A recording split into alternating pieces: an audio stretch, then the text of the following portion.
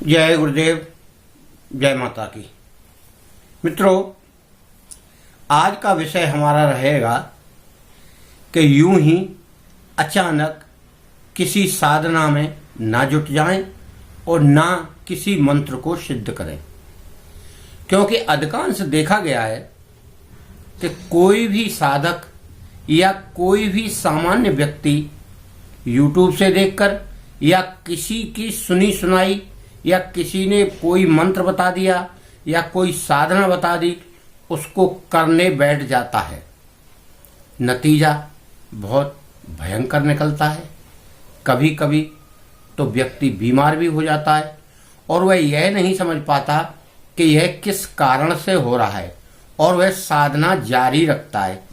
अधिकांश बातों में देखा जाता है कि जब कोई व्यक्ति किसी कहानी या किसी मुँह जवानी सुनता है तो उसके मन में यह लगने लगता है कि यह कार्य तो मैं भी कर सकता हूँ, और वे इसी के तहत अपने मन गढ़ंत या बुने बुनाए जाल में फंसकर उस क्रिया को करने लगता है।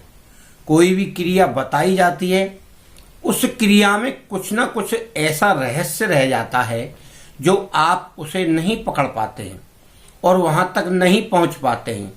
क्रिया वही है, तरीका भी वही है, मंत्र भी वही है, परंतु आपकी पकड़ से बहुत दूर हो जाता है। उसका कारण क्या रहता है? उसका कारण केवल यही रहता है कि कोई अगर छोटी से छोटी भी गलती उसमें रह जाती है तो उसके कारण ही आपकी क्रिया निष्फल हो जाती है और आप फिर क्या कहने लगते हैं कि यह मंत्र तो गलत है, या यह क्रिया तो गलत है, या यह विधि गलत है, और दूसरे लोगों को भी यही बात आप बताते हैं कि उस बाबा ने या उस योगी ने या उस साधक ने झूठ बोल दिया और हमको गलत क्रिया बता दी। परंतु मेरे मित्रों, ऐसा नहीं है। मंत्र सभी सही हैं, मंत्र की सिद्धियां भी सही हैं, मंत्र की क्रिया भी सही हैं। केवल मंत्र की क्रिया और मंत्र को पकड़ने वाले व्यक्ति की बुद्धि पर निर्भर करता है कि वह किस तरीके से पकड़कर उस मंत्र का, उस क्रिया का जाप कर रहा है। अब कोई मंत्र अगर वाचिक करना है तो उसे वाचिक करें, मानसिक करना है तो मानसिक करें, और कोई मंत्र अगर आपको बोलकर ही करना है, यानी घर में सुनाई पड़े, तो उसे बोलकर करें।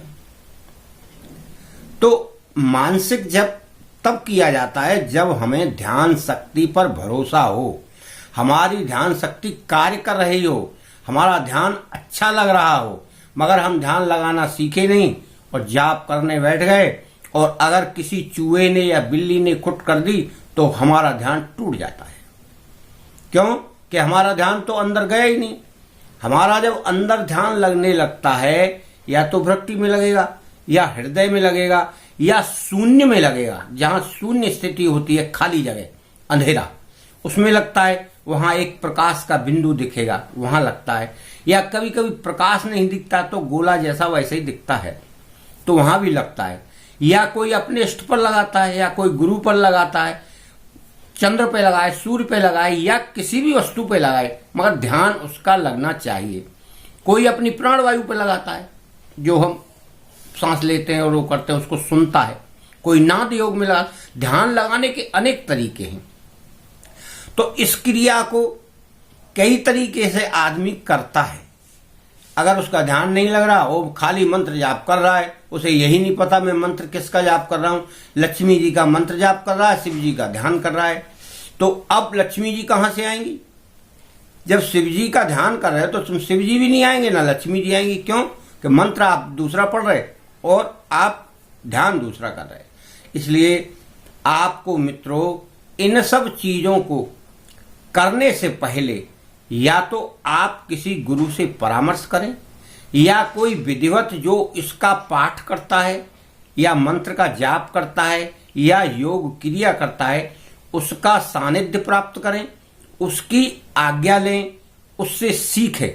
तब आप अपनी क्रिया में सफल हो पाएंगे, वरना सब मिथ्या आपको लगेगी। और जो आप ये जितनी भी वीडियो आप देख रहे हैं सब अपने अपने स्तर से अपनी अपनी जानकारी से डालते हैं, परंतु पूर्ण रूप से उसमें कुछ ना कुछ कमी आपको मिलेगी। क्योंकि आज ही हमारे एक शिष्य का फोन आया था और उस शिष्य ने काफी अपना अनुभव बताया है। तो उसने हमको यह बात कहा कि महाराज जी कि हमारे सर में दर्द काफी हो रहा है। तो हमने कहा त्राटक कर रहे हो? बोला हाँ। हमने कहा कितने दिन हुए? कह रहा अभी 4-5 दिन हुए। तो हमने कहा त्राटक में दूरी कितनी है आपकी? बोला वही करीब 1-1.5 फुट। तो हमने कहा ऐसा हमने तो वीडियो में बताया नहीं, आपने किसी और की वीडियो देखी होगी। कह रहा नहीं देखी तो आपकी थी पर वो पता नहीं कैसे। हमने कहा फिर दोबारा से देखो आप। हमने इतना स्पष्ट तौर से हमारी बिंदु त्राटक की जो हमने निकाली है वीडियो, उसमें आप देखिए। इस विधि से करें बिंदु त्राटक साधना, इसमें आपको सब कुछ मिलेगा। तब उनको यह लगा कि हो सकता है मैं गलत कर रहा हूं। मैंने कहा हो सकता है नहीं, आप श्योर गलत कर रहे हैं। उसमें हमने दूरी 4-4.5 फुट की बताई है और वो 1.5-2 फुट पे बैठे हैं। तो आंखों का फोकस उस बिंदु पर सही नहीं बनेगा तो दर्द तो करेंगी। जब आंखें दर्द करेंगी तो सर भी दर्द करेगा। जब सर भी दर्द करेगा तो भ्रक्ति में शक्ति कैसे प्राप्त हुई? जब बिंदु का और आंखों का संतुलन बराबर बनकर उसमें एक प्रतिबिंब बनेगा जो बराबर दिखाई देगा या वो अपने अनुभव उसमें छोड़ेगा, तब तो आपकी भ्रक्ति उसे पकड़ेगी और शक्ति अर्जित करेगी। वरना काला बिंदु कहीं अलग होगा और आपके दिमाग में वो सरदर्द घूमता रहेगा। मित्रों, और गायत्री मंत्र के महिमा हमने पहले बता ही चुके हैं और गायत्री मंत्र का भी जाप साथ में करना चाहिए। ये दोनों क्रिया करने से ही फल मिलता है, यानी अभ्यास करने से ही आपको शक्ति जागृत होती है। वैसे तो कोई अलग अलग क्रियाएं करते हैं, परंतु आप सुनी सुनाई कहानी, देखी दिखाई वीडियो या कहीं से भी आप कोई भी साधना करने मत बैठ जाना, नहीं तो आपको कुछ प्राप्त भी नहीं होगा। हो सकता है आपको कष्ट होने लगे, कोई व्याधि भी लग जाए। कई लोगों को आंखों की रोशनी कम होने लगती है, डायरेक्ट ज्योति त्राटक करने लगते हैं। कई लोग मनमाना मंत्र जाप करने लगते हैं, कोई साबर मंत्र हो या कोई भी मंत्र हो, किसी ने बता दिया कि ये कर लो ये सिद्ध हो जाएगा 3 दिन में, 5 दिन में, 6 दिन में। फिर उनका टाइम भी अलग अलग रहता है। नाद योगी को तो रात में बैठकर करना है, कानों को बंद करेगा, या तो ईयर प्लग लगा ले या उंगलियों से बंद कर ले। 1 घंटे करीब बैठे हो, रीढ़ की हड्डी सीधी करके ऐसे, और आंखें बंद करके अपनी श्वास को देखे, अंदर महसूस करे, जा रही है आ रही है, जा रही है आ रही है। तो वह प्राणवायु जाकर अपने आप स्वयं को एक ध्वनि निकालेगी अंदर से। अभी वो हमारा एक शिष्य बता रहा था जो आज बंबई से, उनको ओम की ध्वनि अचानक सुनाई देने लगी, घंटे की सुनाई देने लगी। तब हमने उनको बोला कि आप घबराओ नहीं, आप सही रास्ते पर हैं, आपको ध्वनियां सुनाई दे रही हैं तो आपको शक्ति भी अपने आप प्राप्त होगी, अनुभव भी होंगे, मगर उनसे ज्यादा कोई चमत्कार की जरूरत नहीं है आपको करने की, ना किसी को बताने की जरूरत है। किसी को यदि शक्ति प्राप्त होती है तो वह अपनी शक्ति से गुप्त रखकर अपने आप पर संयम रखे। जल्दबाजी में किसी को कुछ कह ना बैठे, कर ना बैठे कि मैं जो बोल दूंगा सत्य हो जाएगा, मैं आपका भविष्य बता सकता हूं, मैं आपके बारे में बता सकता हूं। इस प्रकार की चर्चाएं या ज्ञान किन्हीं लोगों को नहीं देना चाहिए, अन्यथा आपको जो शक्ति प्राप्त हो रही है वो वहीं रुक जाएगी और आपकी मेहनत बेकार हो जाएगी। मित्रों, इसीलिए मैंने आज का ये टॉपिक रखा है कि बिना सोचे समझे अचानक आप कुछ कर ना बैठें या करने में ना लग जाए साधना। किसी का परामर्श लें, किसी का सानिध्य लें, किसी को गुरु बना लें, तब ही यह क्रिया करें। अन्यथा आप वीडियो देखें, मनोरंजन करें और फिर अगला वीडियो देखें।